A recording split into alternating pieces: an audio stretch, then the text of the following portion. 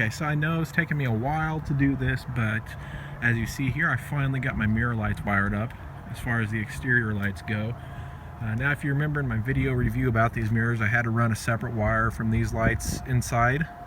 So what I did was ran a wire from the clearance light and spliced it and connected my own clearance light and left the rest of them connected as they're supposed to be. So I've got this connected as a clearance light, this connected as a cargo light, and this will be connected as a turn signal light, because from the factory when you buy these mirrors, all the lights are just turn signals and this is just its own cargo light.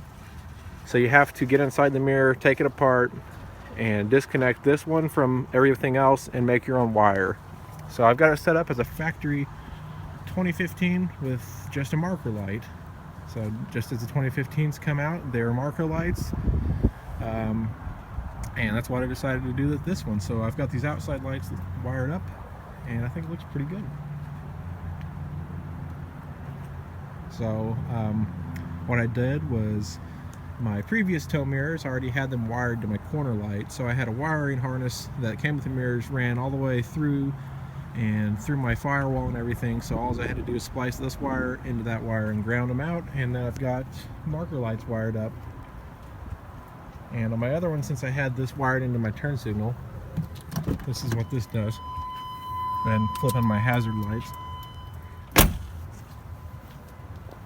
Since I have my old mirrors wired into my turn signal, which are just wired to that 194, they also flash as a turn signal only when the parking lights are on. So not a horrible function. It's not a factory 2015 style function, but it's just a little bit extra, and I don't mind it at all. Now, if I could just get my mirror caps back from paint and everything wired up as far as the other lights go, we'll be good. But anyway, I'm just glad to get these things finally wired up, and I'm sure you guys are probably glad to see them wired up too, because it's been a while.